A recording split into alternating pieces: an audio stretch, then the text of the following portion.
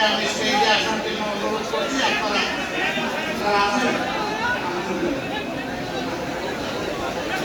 আলহামদুলিল্লাহ, এই পরিমাণকে আপনারা আগ্রহের জন্য আপনাদের গর্ব, আপনাদের অহংকার হিসেবে আপনারা কবুল করুন।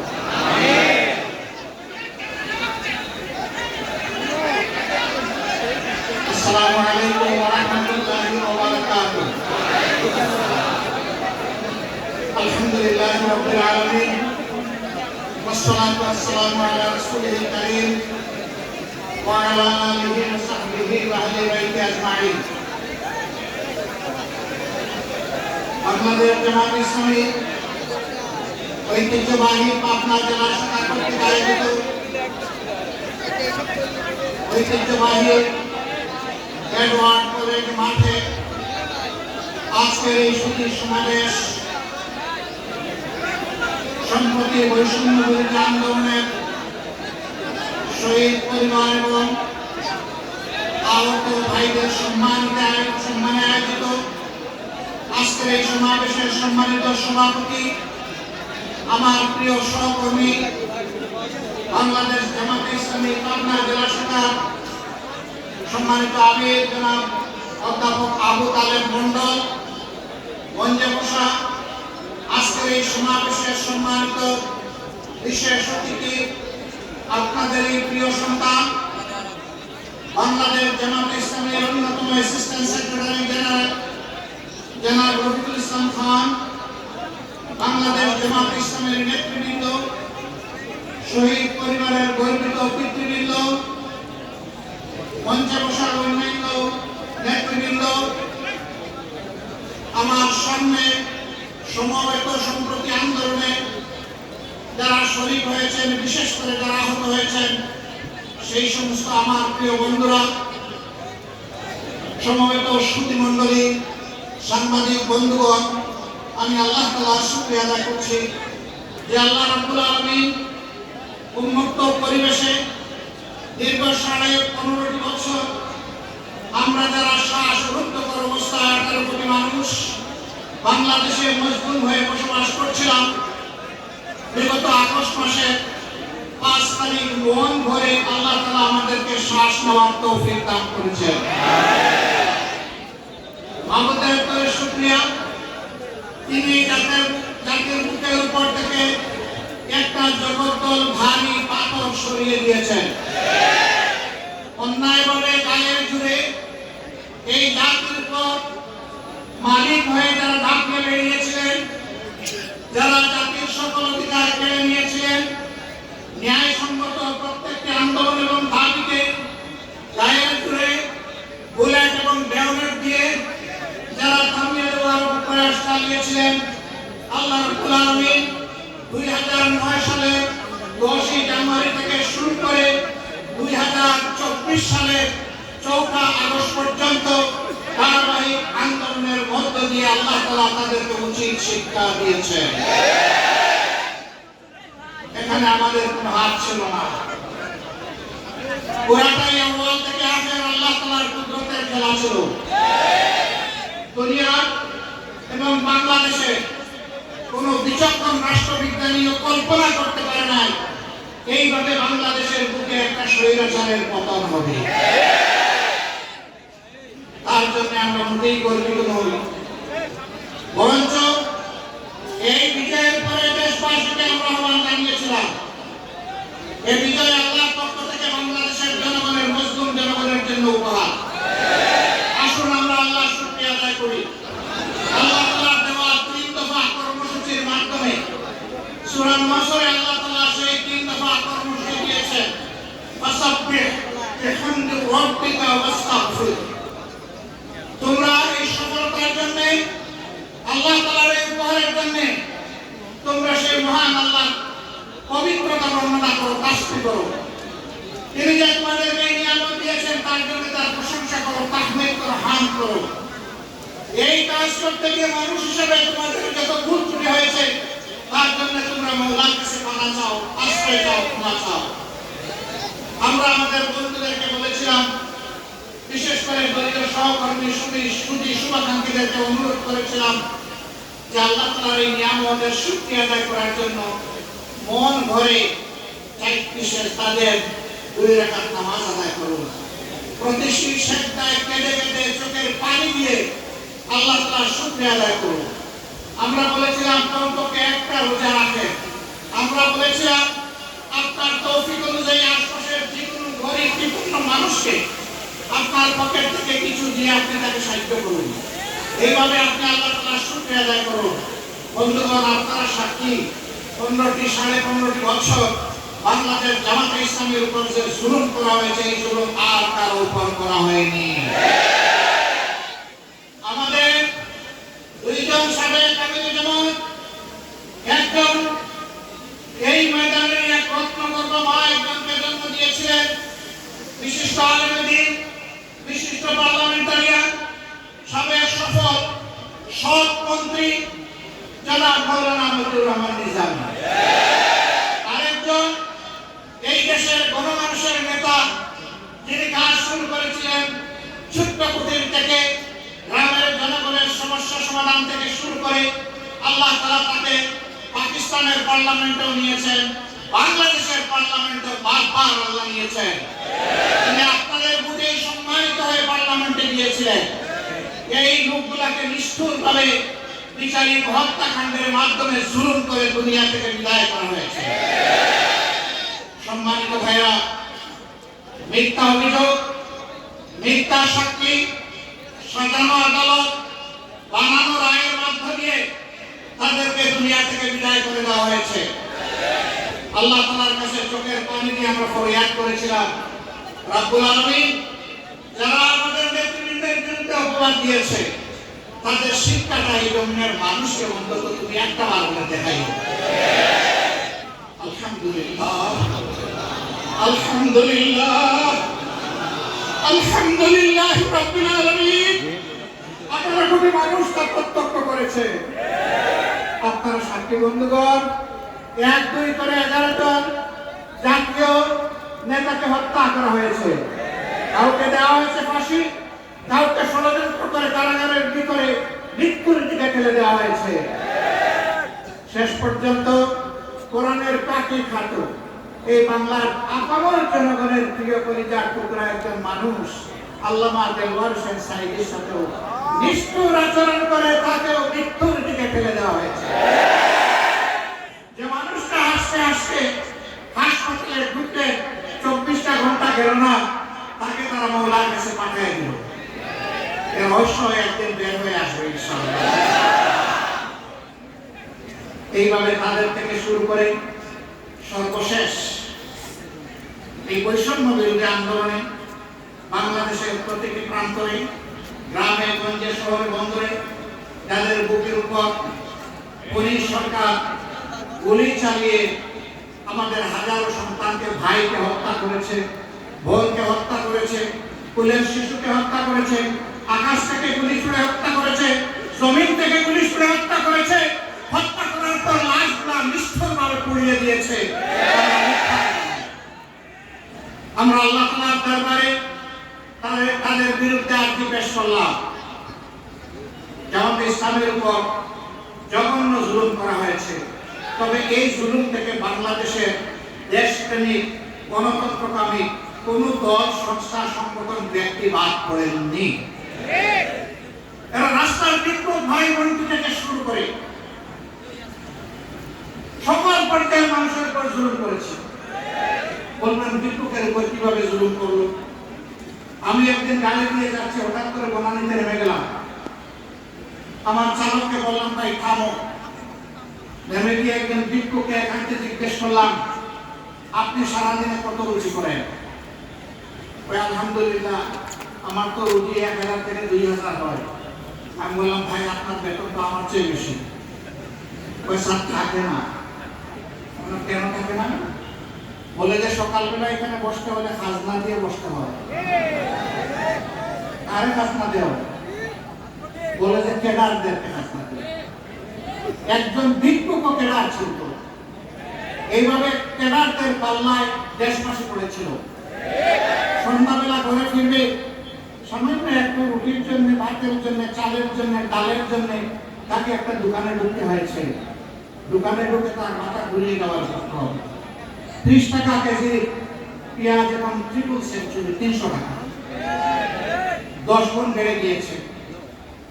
আমাদের সাবেক তাহাজ্জুদ গুলা প্রধানমন্ত্রী বলেছিলেন 10 টাকা কেজি করে মানুষকে চাল দেবেন। চালের বাজারে আগুন, এখন আর চুলায় বসাতে হয় না, বাজারেই ওইটা ফুটতে শুরু করে। দ্রব্যমূল্যের লাগামহীন উচ্চ হারের দিশেহারা জাতি, তারা মানুষকে উপহাস করে বলে জাতির আয় ইনকাম বেড়েছে, দ্রব্যমূল্যের দাম বাড়লে কোনো অসুবিধা নেই। হ্যাঁ, আয় বেড়েছে তাদের, যারা মন্ত্রী এমপি হওয়ার আগে, নেতা হওয়ার আগে, সরকারি দল হওয়ার আগে যারা ওদের কাতারে ছিলেন, যাদের এখন না বিশ্বাস, এখন সেই মানুষগুলার সম্পদ লুণ্ঠন করে আঙ্গুল ফুলে যারা কলা গাছ হয়েছেন তাদের কোনো সমস্যা হওয়ার কথা না। কিন্তু যাদের সম্পদ চুরি করা হচ্ছে, লুণ্ঠন করা হচ্ছে, তাদের মধ্যে সমস্যা হবে। সম্মানিত ভাইরা, সমস্ত বিরোধীদেরকে দমন করা হয়েছে, হাজার হাজার কর্মীদেরকে খুন করা হয়েছে, ফোন করা হয়েছে, আয়না করে পাঠিয়ে দেওয়া হয়েছে। যে তো মারা গেল, লাশ পেয়েছে তার পরিবার, যাকে খুন করা হয়েছে তার পরিবার কিছুই পেল না। আজ পর্যন্ত তারা জানে না তাদের প্রিয়জন আপনজন কোথায় আছে। এখনো চোখের কান দিয়ে বলে, আল্লাহ রব্বুল আলামিন তুমি আপনজনের সন্ধান দাও। আমি জানি না সকল আপনজন তারা প্রিয়জনের সন্ধান পাবে কিনা, আল্লাহ তাআলাই ভালো জানে। যাদেরকে হত্যা করে পুড়িয়ে ফেলা হয়েছে, গণকবর দেওয়া হয়েছে, কেমিক্যাল দিয়ে তাদের বডি ডিজলভ করে ফেলা হয়েছে, তাদের আপনজন আর কোনদিন প্রিয়জনকে ফিরে পাবে না। আমরা দোয়া করি ময়দানে হাসরে যেন আল্লাহ তাদেরকে একত্রিত করে দেয়। জালিমদের বিরুদ্ধে সমস্ত মজলুমরা এক হয়ে যেন সেদিন মামলা দায়ের হয়। সেদিন যেন আহকামুল হাকিমিন জালিমদের এবং মজলুমদের উভয়ের ন্যায্য পাওনাটা সেদিন যেন তাদের হাতে তুলে দেয়। আল্লাহ তাআলা বলেছেন, অবশ্যই আমি দিব। ফামান ইয়ামাল মিসকালা যাররাতিন খাইরান ইয়ারা ওয়া মান ইয়ামাল মিসকালা যাররাতিন শাররান ইয়ারা। যে যা করবা, ছোট হোক বড় হোক, সর্বা পরিমাণ হোক, সূর্যের অগ্রপাত পরিমাণ হোক, ভালো হলেও আমার হাতে তার সুফল সেদিন পাবা, আমি বঞ্চিত করব না। মন্দ হলেও সেদিন পালিয়ে যেতে পারবে না, তা অবশ্যই তোমাকে দেওয়া হবে। হ্যাঁ, আমরা বলেছি আমাদের দলের উপর যে জুলুম করা হয়েছে, আমাদের নিবন্ধন কেড়ে নেওয়া হয়েছে, আমাদের প্রতীক কেড়ে নেওয়া হয়েছে, আমাদের অফিসগুলো সিলগালা করে দেওয়া হয়েছে, আমাদের বাড়ি করে হামলা করা হয়েছে, আমাদের শেষ পর্যন্ত দিশাহারা হয়ে আমাদেরকে নিষিদ্ধ করা হয়েছে। এই যে জুলুমগুলো করা হয়েছে, আমরা বলেছি আমরা তার প্রতিশোধ নেব। প্রতিশোধ নিতে গেলে ওদের উপরে পরিমাণ আমাদেরকে আঘাত দিতে হবে, তখন আইন আমাদেরকে হাতে তুলে নিতে হবে। সমান সমান হতে হলে ওদের অস্তিত্বই গুড়া হয়ে যায়। আমরা তা করব না, আমরা আইন হাতে তুলে নিব না। এর জন্য আমরা তাদেরকে ক্ষমা করে দিয়েছি। কিন্তু গণহত্যার জন্য, গণধর্ষণের জন্য, মানুষকে আয়না করে পাঠিয়ে গুম করার জন্য, হাজার হাজার লক্ষ লক্ষ তরুণ যুবক যুবতীকে গুলি করে তাদের জীবন উলটপালট করে দেওয়ার জন্য বিচার তাদের অবশ্যই হতে হবে।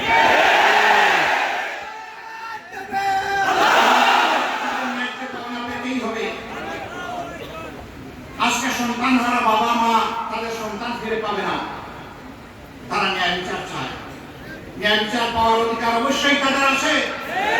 একজন বিধবা বোন, আমার বিধবা মাটি তার স্বামীর বিচার পাওয়ার অধিকার আছে। একটি মগুল বাচ্চাদের তাদের পিতার হত্যাকারী শাস্তি দেখার অধিকার আছে। এই বিভাগে রাজশাহীতে আমি একটি শহীদ পরিবারে গিয়েছিলাম। মেয়েটি 6 মাসের অন্তঃসত্ত্বা, বিয়ে হয়েছে 1 বছর আগে। স্বামী একজন রিক্সা চালক ছিলেন, রিক্সা চালিয়ে তিনি জীবন নির্বাহ করতেন। তিনি বৈষম্য বিরোধী ছাত্র আন্দোলনের ডাকে সাড়া দিয়েছিলেন, ঘরে বসে থাকতে পারেন নাই। হাতের পানির ক্যান নিয়ে তিনি রাস্তায় চলে গিয়েছিলেন।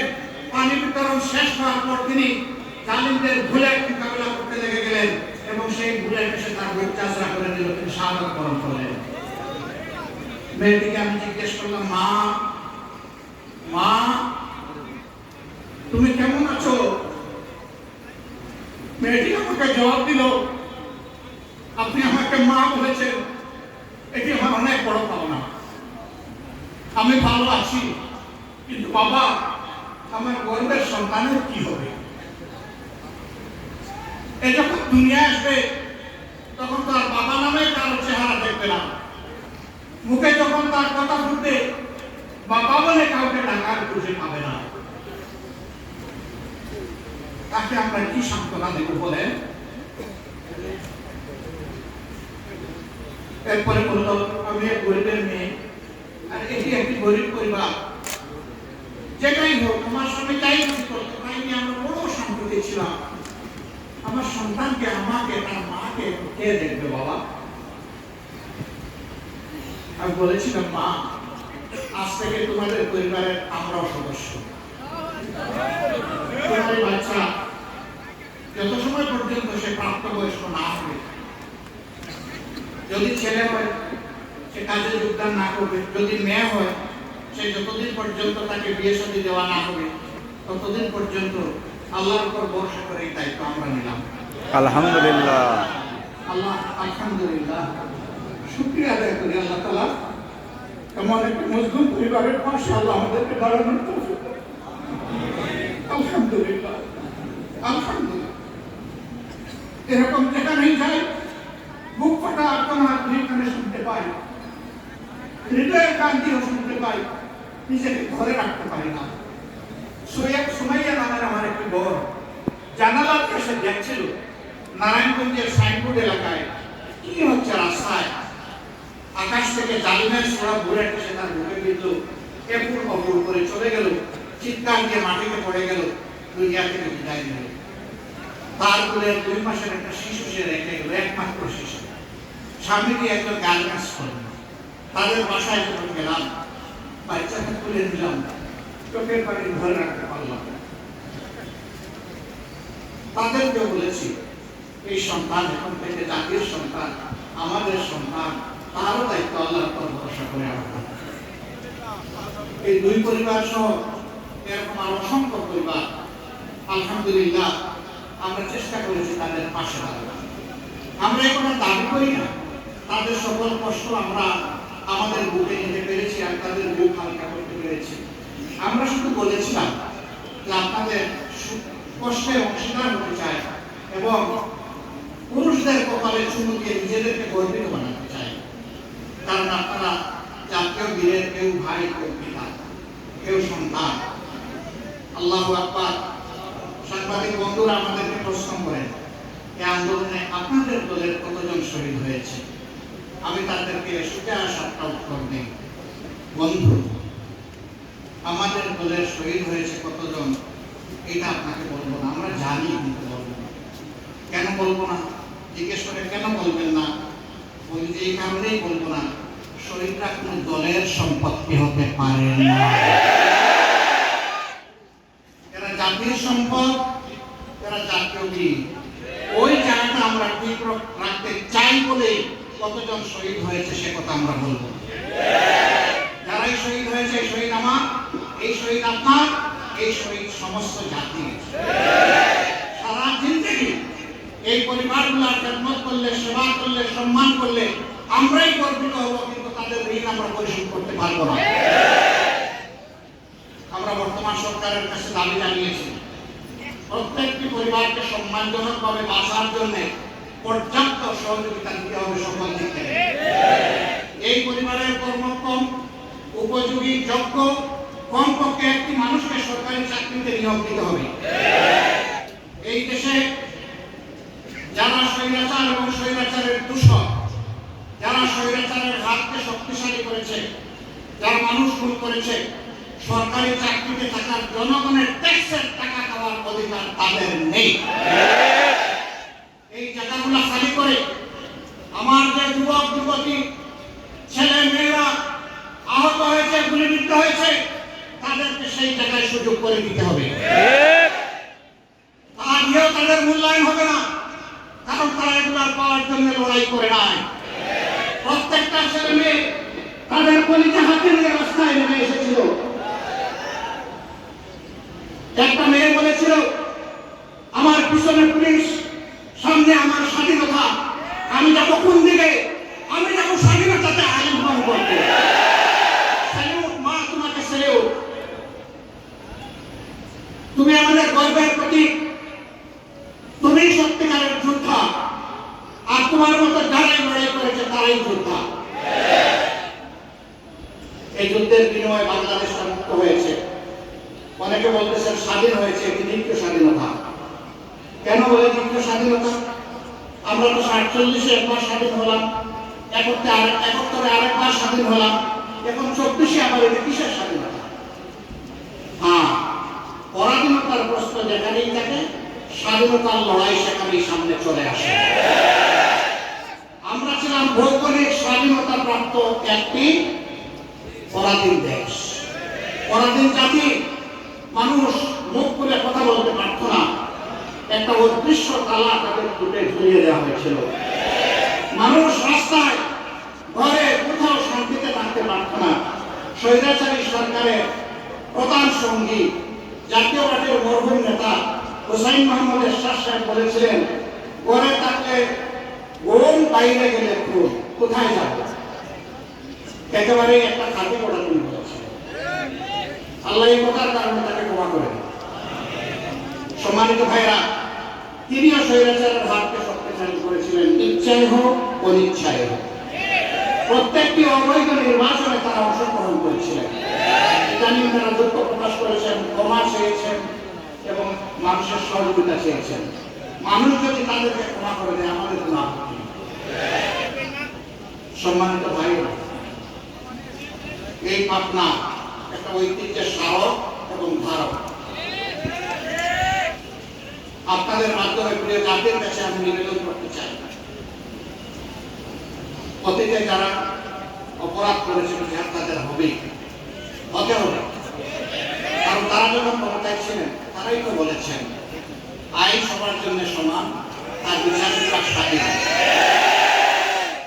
এতদিন আইন ছিল অসমান, এখন আইন সমান হওয়ার সময় এসেছে। তারা এমন শাসন করলেন, উন্নয়নের মহাসড়কে উঠাইলেন, আর দুনিয়ারও রোল মডেল বানালেন, কিন্তু শেষ পর্যন্ত নিজ দেশেই টিকে থাকার সাহস তারা করলেন না। ডেমোক্রেসির বিউটি, একবার একটা দল ক্ষমতায় যাবে, আবার সে বিরোধী দলে বসবে, এটি হচ্ছে বিউটি। কিন্তু নিজের জন্য তারা এটা কল্পনা করতেন না। কেন? কারণ তাদের মাথায় ছিল 5 সালের নেশা। 75 সালে 7 মিনিট পার্লামেন্টে আলোচনা করে বহুদলীয় গণতন্ত্রের কফিন করে দাফন করে তারা একদলীয় বাকশাল কায়েম করেছে। রক্ষী বাহিনী গঠন করেছে, অসংখ্য হাজার হাজার মানুষকে মুক্তিযোদ্ধা সহ তারা বিনা বিচারে খুন করেছে। আমার মতো তরুণ যুবকদেরকে তারা লাঞ্ছিত করেছে, বহু মায়ের বুক খালি করেছে। এরপরে তারা ক্ষমতায় টিকতে পারলেন না। তারা চেয়েছিলেন কিয়ামত পর্যন্ত ক্ষমতা থাকার, এটাই বোধ হয় রক্ষা কবচ। কিন্তু একই বছরের ভিতরে তাদেরকে বিদায় নিতে হবে, তারা জানেন না। হ্যাঁ, তাদেরকে সপরিবারে হত্যা করা হয়েছে।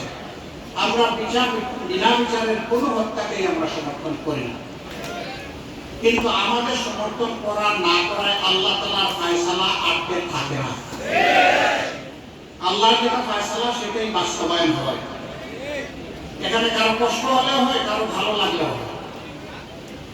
এবারে তারা শেষ পর্যন্ত বলেছেন, ওই একই রাস্তায় তারা রওনা করেছিলেন, সমস্ত বিরোধী দলকে শেষ করে দিয়ে তারা একদলীয় শাসন ব্যবস্থা কায়েম করতে চেয়েছিলেন।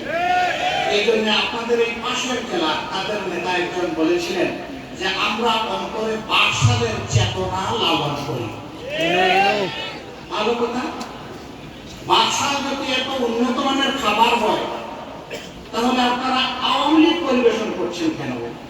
তাহলে সাহস করে বাকশাল নিয়ে নামতেন ময়দানে, দেখতেন দেশের মানুষ আপনাদেরকে কিভাবে গ্রহণ করে। তা করলেন না, ভিতরে ভিতরে আপনারা একদলীয় সেই বাকশালের চেতনা লালন করেন।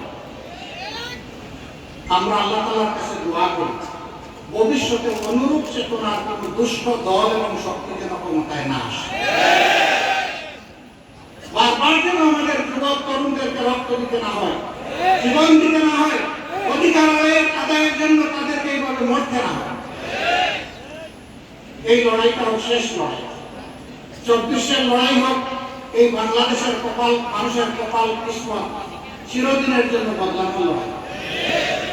সম্মানিত ভাইরা, অনেকেই জানতে চান বর্তমান সরকার কতদিন ক্ষমতায় থাকবে। আমরা বলছি না, তারা ক্ষমতায় থাকবে না, তারা দেশের সেবা করবে। ধরে নিলাম সেবা, সেটা কতদিন? আমরা বলেছি যৌক্তিক সময়। বলে যে এটা তো একটা অনির্দিষ্ট অনিশ্চিত কথা। সুনির্দিষ্ট কি? আপনারা কি নির্বাচনের কোনো রোডম্যাপ ঘোষণা করবেন? আমরা বলি হ্যাঁ, আমরা করব। তবে তার আগে আরেকটা রোডম্যাপ আমরা ঘোষণা করতে চাই, এটি হচ্ছে সংস্কারের রোডম্যাপ। কি কি জিনিস তারা সংস্কার করবেন আর কি কতটুকু সময়ের ভিতরে তারা সংস্কার করবেন, এইটা নিয়ে আমরা চাই যে সরকার অংশীদারের সাথে, রাজনৈতিক দলগুলোর সাথে ডায়ালগে বসে একটা জাতীয় ঐক্যের মাধ্যমে এই সংস্কারের রোডম্যাপ তৈরি হবে। এই রোডম্যাপ যখন তৈরি হবে এবং সফলভাবে বাস্তবায়ন হবে, তার হাত ধরেই নির্বাচনের রোডম্যাপ ঘোষণা করতে হবে ইনশাআল্লাহ। যদি সংস্কার আন্দোলন সফল হয়, তাহলে জাতি একটা সুস্থ ক্রেডিবল ইলেকশন পাবে ইনশাআল্লাহ। কিন্তু সংস্কারের কাজটা যদি সুষ্ঠুভাবে সম্পন্ন না হয়, সেই নির্বাচন দিয়ে জাতির কোনো উপকার হবে না। একটা দুর্যোগের পর আরেকটা দুর্যোগের গর্তেই জাতির পড়ে যাওয়ার আশঙ্কা আছে। এই পয়েন্টে এখন সমস্ত রাজনৈতিক দল একমত, শুধু স্বৈরাচার আর স্বৈরাচারের দোষর ছাড়া। তারা এখন কথা বলার সাহস পাচ্ছে না। হ্যাঁ, আমাদের উপর শাসন চালিয়েছে, কিন্তু আমরা গর্তে ঢুকিনি। আমরা আপনাদের সাথে ছিলাম, জনগণের পাশে ছিলাম, দুঃখ বেদনার অংশীদার ছিলাম। আমাদের দুঃখে আপনারা সাড়া দিয়েছেন, জনগণের দুঃখে আমরা আমাদের সামর্থ্য অনুযায়ী সাড়া দেওয়ার চেষ্টা করেছি। এদেশ থেকে আমরা পালিয়ে যাইনি, আপনাদের সন্তান হিসেবে আমরা এই দেশে ছিলাম। তারা এখন কোথায় গিয়েছেন আমরা জানি না। 2-1 ঠিকানা ছাড়া আমাদের জানা নাই তারা কোথায় গিয়েছেন, কেন গেলেন। নিশ্চয়ই তারা অনুভব করেছেন তাদের পাপের বোঝা এত ভারী, জনগণের সামনে আসার তাদের সৎসাহস নেই। এরকম একটা গণহত্যাকারী দল জনগণের সামনে দল হিসেবে আসার সকল নৈতিক অধিকার তারা হারিয়েছে। সম্মানিত ভাইয়েরা, এই জন্যে আমরা আশা করি বর্তমান সরকার তাদের উপর অর্পিত দায়িত্ব যথাযথভাবে পালন করবেন। কিন্তু ইতিমধ্যে আমরা কিছু ব্যতিক্রম, কিছু অসুবিধা দেখতে পাচ্ছি। শিক্ষা কমিশন গঠন করা হয়েছে। এই দেশের 99% মানুষ নাস্তিক, তাই না? কি তাহলে কি আস্তিক? আস্তিক আস্তে করে বলতেছে, যেমন আর কারো ভয় পালাবা। এদেশের মানুষ কি নাস্তিক? আস্তিক। আস্তিক। তাহলে আস্তিকদের প্রতিনিধিত্ব সেই শিক্ষা কমিশনের নেই কেন? সেখানে কেন চিহ্নিত কিছু লোককে বসানো হয়েছে যারা এদেশের সংখ্যাগরিষ্ঠ মানুষ, সাধারণ মানুষের কোনো চেতনাই বুঝতে পারে না, এদেরকে কেন এখানে দেওয়া হলো? আমরা চাই তাদেরকে এখান থেকে সাফ করে দেওয়া হবে। তারা তাদের যে ময়দানে ছিল ওখানে গিয়ে কাজ করুক, আমাদের আপত্তি নেই। তাদের সরকার তারা বিক্রি করতে থাকুক, জনগণ তাদের প্রোডাক্ট কিনলে আমাদের কোনো আপত্তি নাই। কিন্তু জাতির গাড়ি তাদেরকে বসতে দেওয়া যাবে না। এই জাতির জন্য কল্যাণকর কোন শিক্ষা ব্যবস্থার রূপরেখা তৈরি হতে পারে না। শিক্ষা ব্যবস্থার রূপরেখা প্রণয়নের জন্য সেই মানুষদেরকে দিতে হবে যারা জাতীয় চেতনা ধারণ করে, যারা এই আগস্ট বিপ্লবের চেতনা ধারণ করে, তাদেরকে এখানে বসাতে হবে। সম্মানিত ভাইরা, আমি অনুরোধ করবো সরকারকে চলার পথে এরকম বড় কোনো দুর্ঘটনা ঘটানো উচিত হবে না। তাহলে জনগণের আস্থার জায়গাটা নড়ে যাবে, জায়গায় থাকবে না। আপনারা নড়ে গেলে বাংলাদেশ নড়ে যাবে, আপনারা ব্যর্থ হলে বাংলাদেশ ব্যর্থ হবে, আপনারা ব্যর্থ হলে বিপ্লব ব্যর্থ হবে। সুতরাং এই ব্যর্থতার দায়িত্ব আপনারা নেবেন না। যে কোনো মূল্যে আপনাদেরকে সফল হতে হবে। সারা দেশের জনগণ আপনাদের পাশে থেকে সমর্থন করে আপনাদেরকে শক্তি যোগাবে ইনশাআল্লাহ। আপনাদের জন্য এই দেশের জনগণ দোয়া করবে, সাহিত্যের হাত বাড়িয়ে দিবে, দিচ্ছে, আরো দিবে ইনশাআল্লাহ। শুধু জাতিকে আপনারা সম্মান করবেন। আমি আপনাদের কাছে বিনয়ের সাথে অনুরোধ জানাতেছেন বাংলাদেশ জামাত ইসলামী জাতির সামনে তার চিন্তা পেশ করে বলেছে, এই জাতিকে আমরা বিভক্ত জাতি দেখতে চাই না। আমরা একটা ঐক্যবদ্ধ জাতি চাই। দল ধর্ম থাকবে, এটি আল্লাহ জমিনের স্বাভাবিকতা, কিন্তু দল ধর্মের ভিত্তিতে মানবতাকে আমরা টুকরা টুকরা করতে চাই না।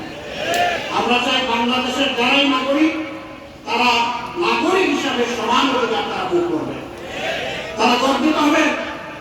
এই সমাজে ইনসাফ থাকবে, বৈষম্য দূর হবে, করাপশন ফ্রি সোসাইটি, দুর্নীতি মুক্ত একটা সমাজ হবে।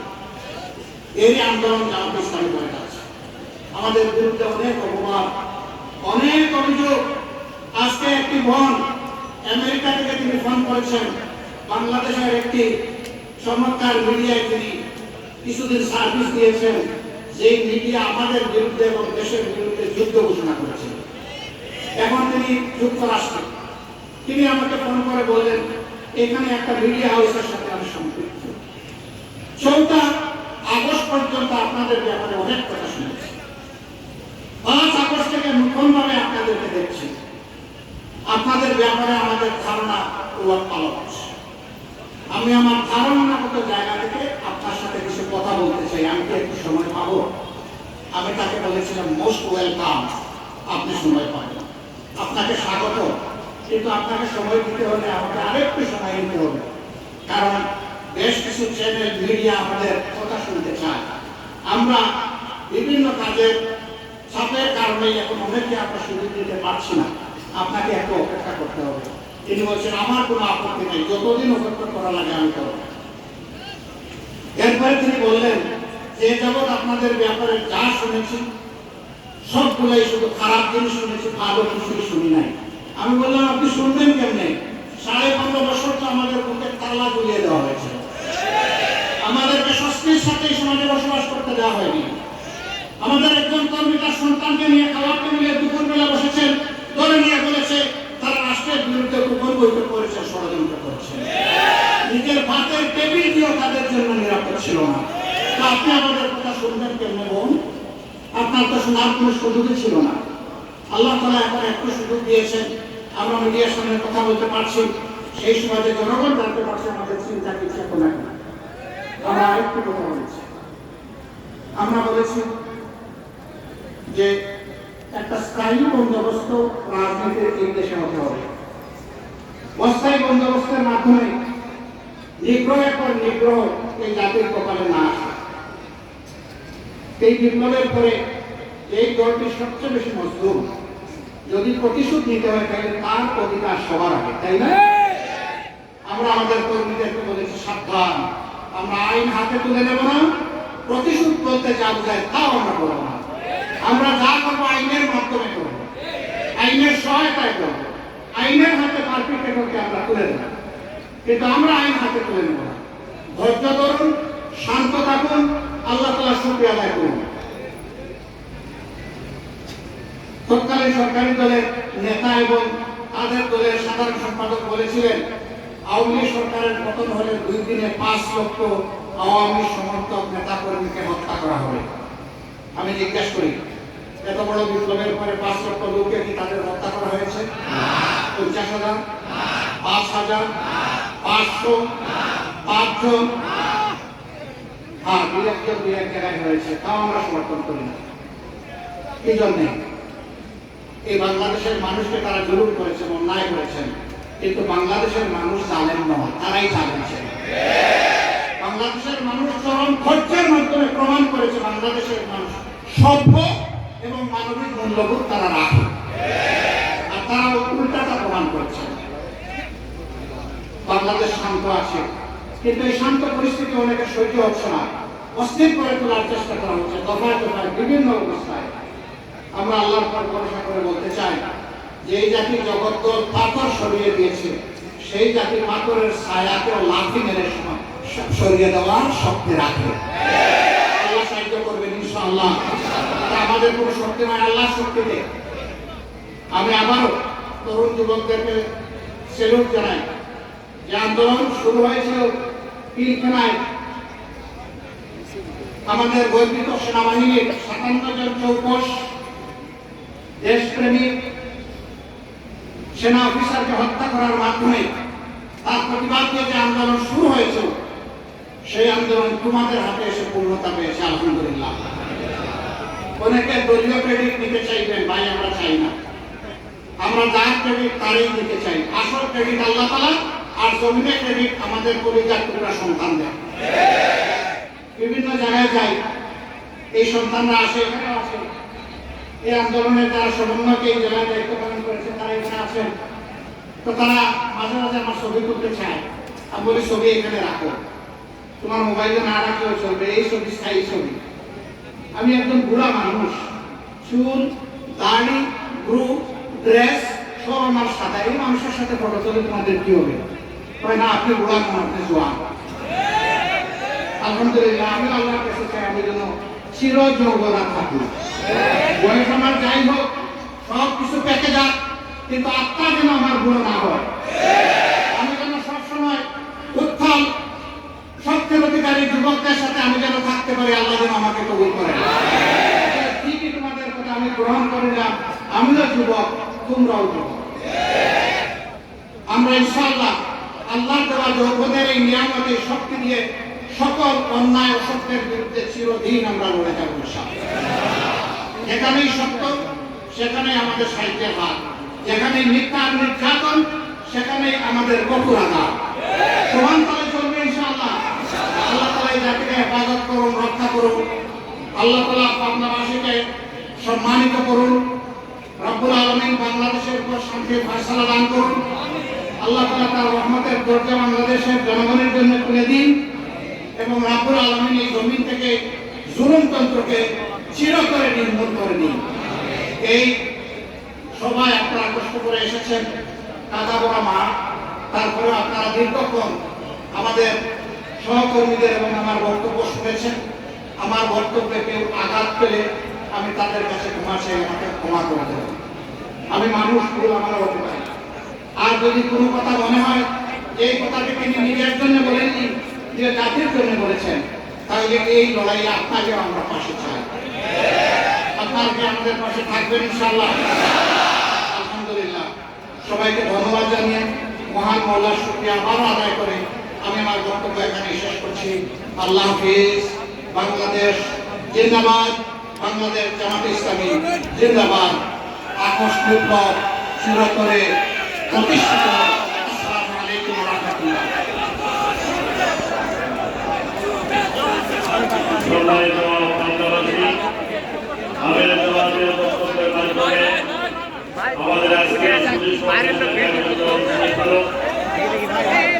বিভিন্ন এলাকা থেকে যারা এসেছেন, যে গাড়িতে এসেছেন, যাদের সাথে এসেছেন, এই যারা দায়িত্বশীল তারা